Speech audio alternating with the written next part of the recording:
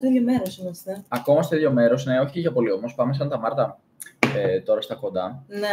Που είναι πόσες ώρες από εδώ? Είναι 5 ώρες με το λεωφορείο ή 4 είδα. Είτε 4 είτε 5. Μάλλον κάποιο λεωφορείο κάνει περισσότερες στάσεις και κάποιο πηγαίνει απευθείας. Και μετά, άμα κάποιος θέλει να πάει τα Ηρώνα, που είναι ένα πολύ γνωστό μέρος εδώ της Κολομβίας, ένα δάσος, μια ζούγκλα.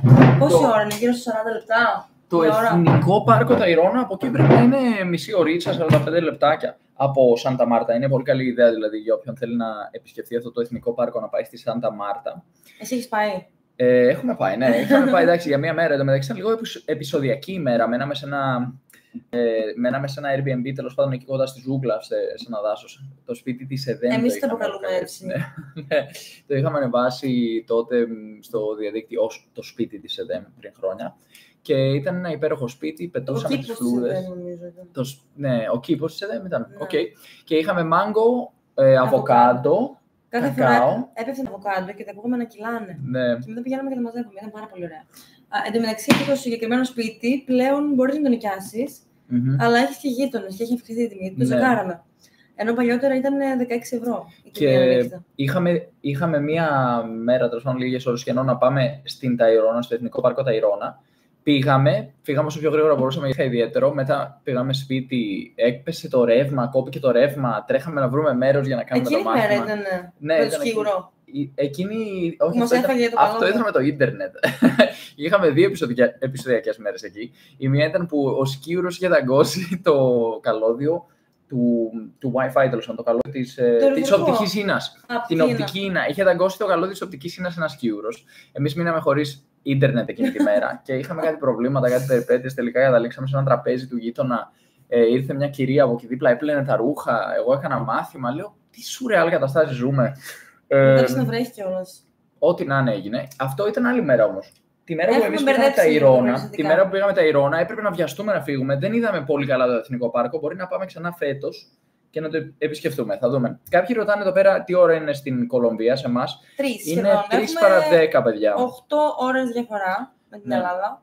Και σε λίγες μέρες θα έχουμε 7 ώρες διαφορά. Θα μειωθεί η διαφορά. Αχα, εδώ έχουμε στο live επίσης τον Μάριο Πάρθιμος. Θυμάσαι που είχαμε βρεθεί Κορριέντες. Hola Mario, ¿cómo estás? ¿Todo bien? Saludos a toda la familia. Τον χορευτή είναι. Όχι, είναι ένας άνθρωπος που είχαμε πάει στο σπίτι τους, είχαμε γνωρίσει την ελληνική κοινότητα της Resistencia, του Τσάκο, εκεί στη Βόρεια Αργεντινή και τους είχαμε γνωρίσει από κοντά. Ναι, ήταν πολύ μεγάλη οικογένεια. Δεν θυμάμαι όλα τα ονόματα, ήταν πάρα πολύ. Λοιπόν, κάποιος άλλος επίσης μας ρώτησε πώς περάσαμε στην Τήλο φέτος το καλοκαίρι. Ήρεμα, χαλαρά, είναι ένα μέρος της απομόνωσης. Είχαμε και γαλήνη και ηρεμία. Ναι, ήταν πάρα πολύ ωραία η θάλασσα. Και ήταν πάρα πολύ. Το γυμναστήριο του Ζαφύρι. Ήταν πάρα πολύ γαλήνιο και ήρεμο μέρος και μας άρεσε που ήμασταν γενικά έτσι πολύ χαλαροί στην παραλία. Δεν είχε πολύ κόσμο, τουλάχιστον σε κάποιες παραλίες. Σε άλλες ήταν πιο busy, είχε επιλογές. Για μικρό νησί. Είχε αρκετές επιλογές. Λοιπόν, κάποιος μας ρώτησε επίσης αν είναι όντως αυτές οι χώρες τριτοκοσμικές. Δεν χρησιμοποιούν πλέον αυτόν τον όρο τριτοκοσμικές. Λένε αναπτυγμένη και αναπτυσσόμενη χώρα για να δώσουν στον κόσμο να καταλάβει ποιες χώρες έχουν υποδομές. Αυτό βασίζεται σε διάφορους παράγοντες. Η Κυψαλίδα είναι ένας από τους παράγοντες που κάνουν τον κόσμο να θεωρεί την Κολομβία τριτοκοσμική. Ναι, είναι η φτώχεια, ας πούμε. Και η εγκληματικότητα. Φτώχεια, εγκληματικότητα, διαφθορά που υπάρχει. Ουσιαστικά υπάρχουν 2 κόσμοι μέσα σε αυτές τις χώρες, αν θέλεις. Υπάρχει ένα extreme πράγμα, το οποίο είναι χλειδί, κοντομίνιουμ, πισίνες, άνθρωποι με πάρα πολλά χρήματα και πολύ καλές υποδομές και παροχές. Μιλάμε τώρα και για ουρανοξύστες με 30-40 ορόφους, πισίνες, γυμναστήρια μέσα, ό,τι θέλεις. Αλλά ταυτόχρονα περιοχές σαν φαβέλες, πολύ υποβαθμισμένες οικονομικά, πολύ πιο άσχημα. Υπάρχει πολύ έντονη εγκληματικότητα σε μέρη που είναι υποβαθμισμένα και πολύ μειωμένη σε μέρη που είναι εξελιγμένα με πολύ καλές υποδομές. Άρα η τριτοκοσμικότητα, ας πούμε, έτσι όπως την αντιλαμβάνεται ο κόσμος, έχει να κάνει με το γεγονός ότι υπάρχουν κάποιες περιοχές που είναι πολύ χειρότερες από πολλές απόψεις από περιοχές που συναντάς στην Ευρώπη σε γενικές γραμμές. Και έτσι θα λέγαμε, όχι, τι είναι αυτό το πράγμα. Αλλά αν κινείσαι μόνο στις περιοχές με πολύ υψηλές υποδομές, θα αισθάνεσαι ότι είσαι σε ένα πρωτοκοσμικό, αν χρησιμοποιήσουμε την ίδια ορολογία, πρωτοκοσμικό κόσμο, χώρα. Η Βασιλική Ρωταέμ μπορεί να πάει μόνη της στην Κολομβία, αν είναι ασφαλές. Λέει, δηλαδή μια γυναίκα μπορεί να κυκλοφορεί ελεύθερα, χωρίς φόβο. Ναι. Ναι. Από τη δική μου άποψη μπορείς να κυκλοφορήσεις κανονικά, δεν χρειάζεται να φοβάσαι. Άμα παραμένεις σε τουριστικά μέρη και υπάρχει κόσμος τριγύρω, είναι αρκετά ασφαλές. Δηλαδή, εγώ δεν νιώθω κάποιο φόβο. Άμα τώρα μείνεις ένα το βράδυ μόνη σου και πας σε κάποια περιοχή που δεν γνωρίζεις και δεν έχει κόσμο, εκεί καλύτερα να πάρεις Uber. Αλλά όχι ότι θα πάθεις απαραίτητα κάτι. Ναι, όντως έτσι είναι. Σε τουριστικά μέρη με πολύ κόσμο, με αστυνόμευση κλπ. Είναι πάρα πολύ ασφαλές. Τώρα, σε κάποια μέρη, αν πας που θες να ξεφύγεις λίγο από την περπατημένη και το ψάχνεις, ας πούμε, και πας σε λίγο πιο local μέρος για να έχεις έτσι πιο ντόπια άβρα, εκεί μπορεί να αυξηθεί το ρίσκο και καλό είναι να έχεις το νου σου, να μην πας δηλαδή σε μια πολύ μακρινή περιοχή που δεν έχει καμία σχέση με τα πάντα. Εμείς τώρα, για παράδειγμα, βρισκόμαστε σε μια γειτονιά που λέγεται Μάγκα, εδώ στην Καρταχένα. Εδώ δεν είναι τόσο τουριστικά τα πράγματα. Δηλαδή, βγαίνουμε έξω και βλέπουμε ντόπιους. Αλλά ταυτόχρονα είναι αρκετά ανεβασμένο επίπεδο περιοχή, κοντά σε πολύ τουριστικές περιοχές. Οπότε έχει ένα ωραίο μίξ. Βλέπεις δηλαδή αρκετούς ντόπιους, περπατάς στις τουριστικές περιοχές αν θέλεις. Είναι πολύ ασφαλής η περιοχή, έχει πάντα κίνηση. Το βράδυ σκέψου, πέφτει ο ήλιος κατά τις 6 το απόγευμα, 2 ο ήλιος. Πάμε σε ένα παρκάκι εδώ κοντά και είναι τίνγκα στον κόσμο που γυμνάζεται. Όλοι χορεύουν μαζί, γυμνάζονται, αθλούνται και πέφτει το σκοτάδι, δηλαδή έχει σκοτάδι, ας πούμε, και είναι όλοι έξω. Οπότε αυτό σου δίνει μια εικόνα ότι είναι μια ασφαλής περιοχή. Όταν βλέπεις ερημωμένους δρόμους, δεν κινείται τίποτα. Μπορεί να είναι ένα χωριό. Μπορεί να τύχει, ναι. Επειδή παλιότερα είχαμε επισκεφτεί αρκετά χωριά της Κολομβίας και εκεί είναι αρκετά OK τα πράγματα. Δηλαδή δεν έχω καθόλου φόβο στην επαρχία της Κολομβίας. Να το ξεχνάμε αυτό με την επαρχία. Γιατί πολλοί λένε ότι όλη η χώρα, ας πούμε, φαντάζονται τις μεγάλες πόλεις, τη Μεγαλούπολη. Η Μεγαλούπολη δεν είναι πολύ, ας πούμε, αντιπροσωπευτικές μιας ολόκληρης χώρας. Στην πόλη συνήθως γενικότερα και στην Ευρώπη. Ας πούμε, πας Λονδίνο, Παρίσι, Αθήνα κλπ. Υπάρχουν περιοχές που είναι άστα να πάνε όσον αφορά το θέμα της ασφάλειας. Οπότε να μην ξεχνιόμαστε. Αν πας στην επαρχία, σε κάποια μέρη λίγο έξω, δεν υπάρχει τίποτα εκεί. Εγκληματικότητα 0. Ωραία. Να αλλάξουμε λίγο και τα κινητά για να ρίχνουμε μια ματιά σήμερα και να έχουμε και άλλη οπτική γωνία, ίσως. Ναι. Εσύ κρατάς στο Instagram. Ναι. Συγγνώμη, δηλαδή τώρα εδώ ποιο έχω? Το Facebook. Ωραία, τέλεια. Αυτό κατάλαβα και από το Instagram. Και μπροστά μας έχουμε το YouTube. Γεια σας, γεια σε όλους. Από Κρήτη, Ηράκλειο, λέει ο Χρήστος. Από Λάρισα, λέει η Βίκη. Από Γιάννενα. Τι γίνεται, ρε παιδιά, όλη η Ελλάδα εδώ είναι. Εν τω μεταξύ στην Ελλάδα είναι τώρα 11 η ώρα το βράδυ. Πώς φάνηκε φέτος που επισκέφθηκες τόσα μέρη της Ελλάδας? Πραγματικά δεν ξέρω. Δεν είχα γνωρίσει καθόλου την Ελλάδα, μπορώ να πω, στο παρελθόν. Και πλέον έχω μια πολύ καλύτερη εικόνα του τι συμβαίνει. Καλά, και πέρυσι πήγαμε σε μέρη πολλά. Πέρυσι πήγαμε, ναι, όντως. Πέρυσι είχαμε πάει Κύπρο, Κρήτη, Λέσβο, Καβάλα. Και σε κάποια μέρη της Θράκης επίσης είχαμε πάει. Σουφλί, είχαμε περάσει Ορεστιάδα, πολύ γρήγορα. Αλεξανδρούπολη. Αλλά περάσαμε πολύ λίγο, ναι. Ναι, πέρυσι. Εντάξει, παίρνει μια εικόνα. Ο Γιάννης από YouTube λέει φυλάκια από ασπρόμαυρο εύωσμο, σκουλικάκια μου γλυκά. Όσον αφορά την αναφορά, φαντάζομαι ότι έχει σχέση με τα βίντεο του Άρη. Θα θέλαμε να ξεκαθαρίσουμε ότι δεν υποστηρίζουμε κάποια ομάδα. Προσωπικά. Ήταν κάτι που κάναμε στην πλάκα εκεί με τον Γιώργο. Δεν είμαστε σκουλίκια, αλλά δεν είμαστε ούτε γάβροι, ούτε πάω ότι γριές κλπ. Δεν έχουμε σχέση. Λοιπόν, Κατερίνη, έχουμε και ανθρώπους από Κατερίνη, από Χίο. Είναι ακριβά στην Κολομβία για έναν Ευρωπαίο? Όχι. Όχι, είναι πιο φτηνά σε σχέση με τις περισσότερες ευρωπαϊκές χώρες. Τώρα και η Ευρώπη έχει ζώνες, έτσι. Άλλο Ελλάδα, Ιταλία, Ισπανία κλπ. Άλλο Ανατολική Ευρώπη, άλλο Βόρεια Ευρώπη. Οπότε να έχουμε υπόψη επίσης ότι υπάρχουν διαφορές εκεί. Είναι πιο φθηνά από Ελλάδα. Από Ελλάδα είναι σίγουρα. Ως απόλυτη τιμή, χωρίς να συγκρίνουμε με το μισθό, ας πούμε. Ναι, δηλαδή μπορείς να βρεις εύκολα μια αξιοπρεπή διαμονή με 30 ευρώ την ημέρα σε τουριστικά μέρη. Αλλά θεωρώ ότι η Ελλάδα έχει μεγαλύτερη αγοραστική δύναμη. Ναι, οι ντόπιοι έχουν προβλήματα, ας πούμε, όσον αφορά την αγοραστική δύναμη, αυτοί που πληρώνονται σε Κολομβιανά πέσος. Αλλά για κάποιον που έρχεται απ' έξω με ένα εισόδημα από Ευρώπη, δηλαδή κάποιος, να στο θέσω αλλιώς, κάποιος με βασικό μισθό ή τέλος πάντων λίγο καλύτερο από βασικό μισθό Ελλάδας θα ήταν αρκετά άνετος εδώ. Δηλαδή με 1.000 το μήνα είσαι μια χαρά. Αλλά εκεί μιλάμε τώρα για κάποιον που μπαίνει μόνιμα, φαντάζομαι. Γιατί τώρα αν είσαι νόμαντα, αν είσαι με Airbnb, εκεί ανεβαίνουν λίγο οι τιμές. Οπότε αν πληρώνεις το Airbnb 30 ευρώ τη μέρα, θα σου βγει ένα 900 έτσι μόνο το Airbnb. Ναι. Θα πρέπει να προσέξεις να βρεις κάπου λίγο πιο μακριά, να πέσει λίγο η τιμή. Βέβαια, μήνα δεν έχουμε κλείσει ποτέ. Δεν ξέρω πόσο πέφτει. Κάποιοι σίγουρα κάνουν καλή έκπτωση αν θες να μείνεις κάπου για ένα μήνα. Το πάντως σε πολλά μέρη εδώ πέρα έχω βρει διαμονές με 20-25 ευρώ και τέτοια αξιοπρεπείς. Ναι, και άμα θέλει να νοικιάσεις κάτι πιο μόνιμα, είναι αρκετά φθηνότερα. Μιλήσαμε με μια κοπέλα της προάλλης που νοικιάζει δίπλα στο σταθμό λεωφορείων και γύρω στα 250 ευρώ. Εδώ 800.000 πέσος μας είπε, παιδιά, εμείς με ένα δωμάτιο και έχει 180 ευρώ το μήνα. 180. Με 180 ευρώ το μήνα ήταν με ένα δωμάτιο και κοντά στο σταθμό, δηλαδή 20 λεπτά από εδώ με Uber, οπότε μισή ώρα από την παραλία. Και 220 ευρώ λέει βρίσκεις και διάρρη. Όχι διάρρη, πώς το λέμε, με 2 δωμάτια, τριάρι δηλαδή. Ναι. Οπότε υπάρχει τριάρι, δηλαδή. Δεν ξέρω ακριβώς πώς λειτουργεί. Νομίζω ότι μετράνε το σαλόνι χωριστά και νομίζω όταν λένε διάρρη εννοούν ένα δωμάτιο. Ένα ύπνο δωμάτιο. Δεν τη μετράνε ως. Δεν ξέρω. Παιδιά, ξεκαθαρίστε το κι εσείς αν θέλετε, πείτε μας στα σχόλια γιατί δεν ξέρουμε πολύ καλά από αυτά. Αλλά θυμάμαι ότι αυτό που είχα δει είναι ότι διάρρη σημαίνει ένα ύπνο δωμάτιο. Λοιπόν, καλησπέρα από Κύπρο, μας λέει η Αντριάννα. Καλησπέρα, Αντριάννα. Καλησπέρα. Έχουμε Γερμανία. Την άλλη εβδομάδα λέει θα είναι στο Μεντεγίνο ο Νικόλαος. Νικόλα, να περάσει πολύ καλά. Να πας και στο Γουαταπέ. Να μην το ξεχάσεις αυτό. Είναι πάρα πολύ σημαντικό να επισκεφτείς το Γουαταπέ. Είναι πανέμορφο μέρος. Δεν θα έχεις ξαναδεί ποτέ τέτοιο μέρος. Τα λεωφορεία δεν έχουν τουαλέτα. Ένα πράγμα που πρέπει να θυμάσαι στην τουαλέτα, στην Κολομβία, είναι ότι δεν έχουν τουαλέτα. Δεν έχουν τουαλέτα τα λεωφορεία συχνά. Μην βγεις χυμό καρπούζι. Και ήπιαμε μια φορά χυμό καρπούζι πριν βγούμε στο λεωφορείο. Θεέ μου, είχε και κίνηση για να πάμε Γουαταπέ. Και τι πάθαμε πραγματικά. Ήμασταν κολλημένοι σημειωτών στον δρόμο. Άστα. Οπότε, ναι. Λοιπόν, Γουαταπέ, πανέμορφο μέρος. Σίκα, έχεις την Κολομβία, ρωτάει ο Θοδωρής. Δεν νομίζω. Καθόλου. Δεν έχουμε δει Σίκα μέχρι τώρα. Εκτός αν έχουν την εποχή του και εδώ, δεν είμαι σίγουρη. Κρεβατοκάμαρες και σαλόνι μετρά. Στο διάρρη έχει ένα υπνοδωμάτιο, σαλόνι, κουζίνα, μπάνιο. Ναι. Άρα μετράς μόνο το σαλόνι σαν έξτρα δωμάτιο, ας πούμε. Οπότε λες διάρρη, γιατί εννοείς είναι το σαλόνι ή είναι το υπνοδωμάτιο. 2. Δεν βγάζει νόημα.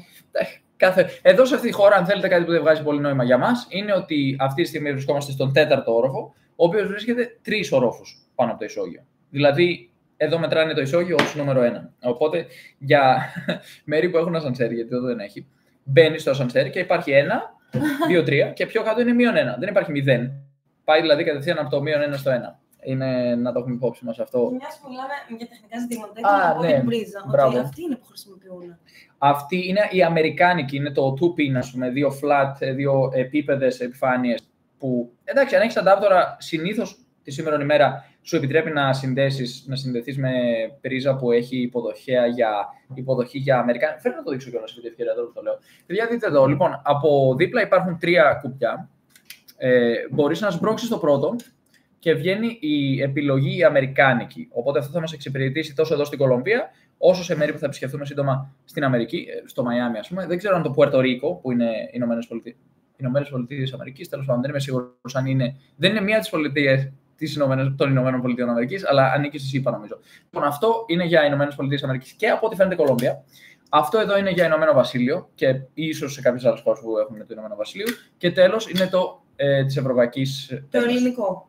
Ευρωπαϊκής Ένωσης, το ελληνικό. Στη Σουηδία όμως νομίζω είχαν. Σουηδία, όχι, απλώς υπήρχαν κάποιες που ήταν τριπλές. Εκεί κάτι περίεργες. Το μικρούλι βάζαμε επίσης. Βάζαμε της Ευρώπης, Όχι, νομίζω της Αμερικής. Της Αμερικής βάζαμε. Δεν είμαι σίγουρη. Τώρα δεν θυμάμαι πολύ καλά, αλλά παιδιά αυτό είναι πάρα πολύ χρήσιμο, πολύ βασικό. Να το έχετε υπόψη σας, αν ταξιδεύετε πολύ, θα χρειαστεί. Γιατί κάθε χώρα έχει τα δικά της όσον αφορά τις πρίζες. Τα λεφτά επίσης να δείξουμε.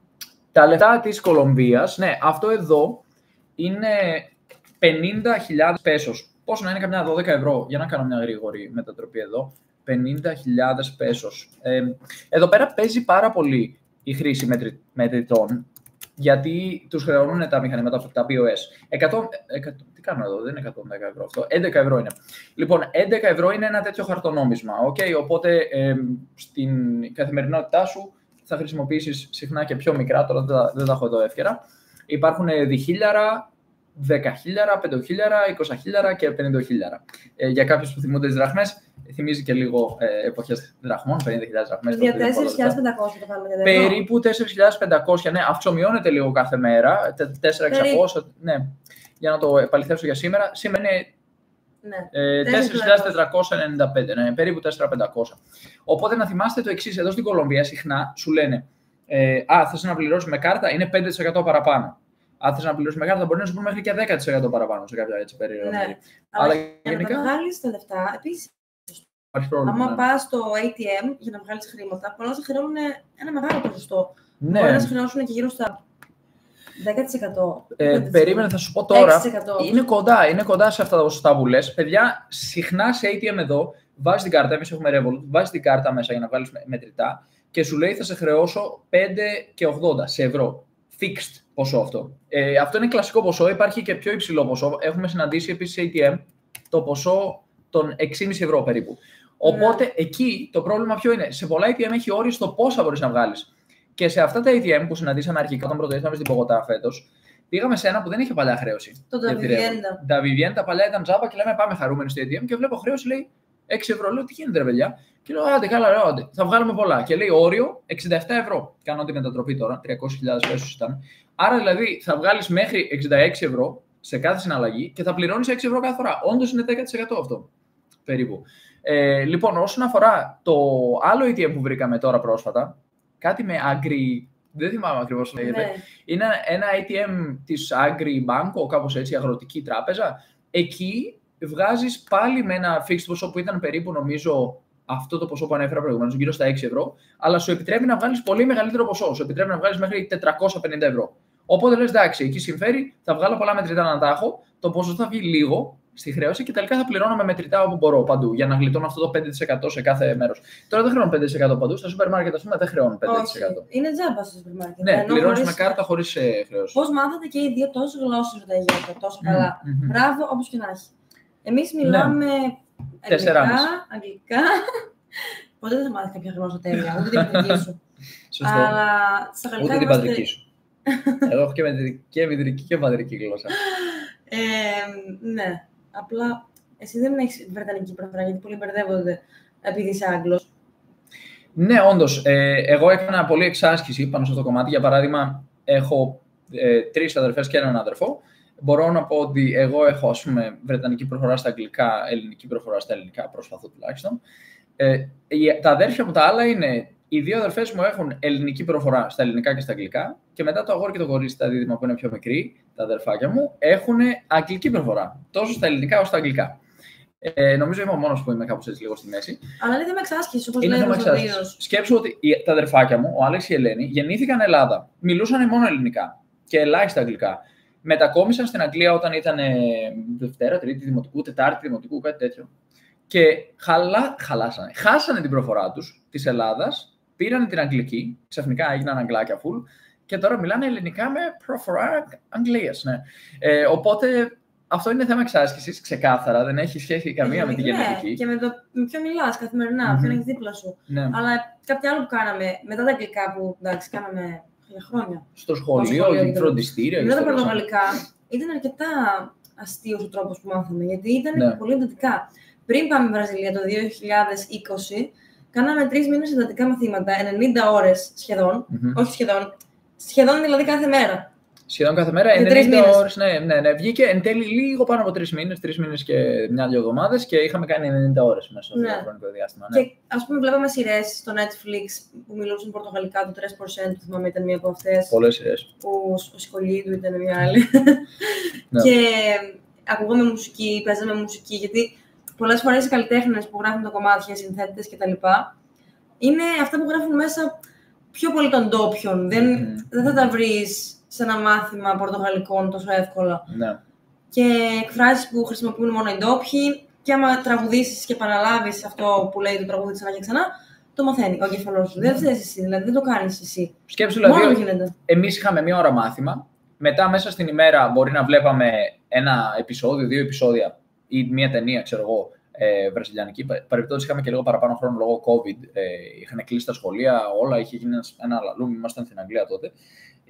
Δουλεύαμε και 2 στο σχολείο, στο σχολείο με οικοτροφείο εκεί στο Rochester Independent College, στο Rochester. Ζούσαμε μέσα, είχαμε διαμέρισμα μέσα και μείναμε μόνοι μας στο σχολείο και είχαμε παραπάνω να το κάνουμε αυτό, να πούμε την αλήθεια. Ακούγαμε τραγούδια, παίζαμε μουσική, παίζαμε κιθάρα, τραγουδούσαμε και μάθαμε πολύ γρήγορα πορτογαλικά γιατί κάναμε κάτι σαν, πώς λέγεται, immersion, εμβυθιστήκαμε. Και να πούμε ότι ο καθηγητής μας έπαιξε πολύ βασικό ρόλο, γιατί ήταν πολύ καλός καθηγητής. Όποιος θέλει καθηγητή πορτογαλικών, σας συστήνουμε ανεπιφύλακτα τον Diego, είναι πάρα πολύ καλός. Τώρα ολοκληρώνει το διδακτορικό του, αν δεν το έχει ολοκληρώσει ήδη.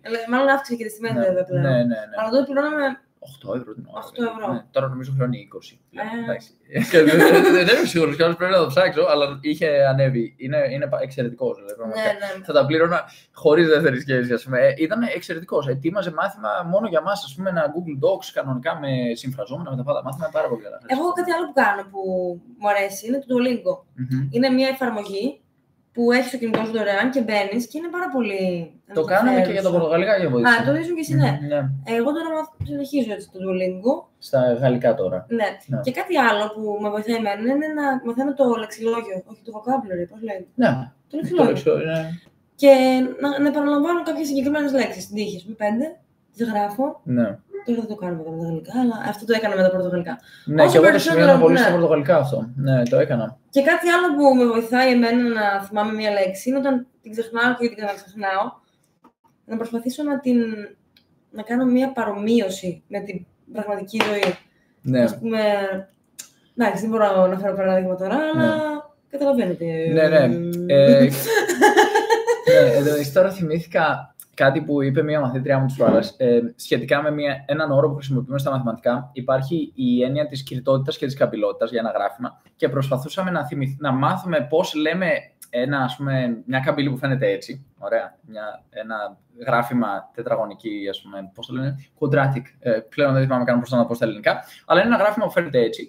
Και αυτό το αποκαλούμε concave στα αγγλικά. Και μου είπε το κόλπο της είναι ότι το βλέπει σαν cave, που είναι η σπηλιά. Λέει έτσι το θυμάμαι.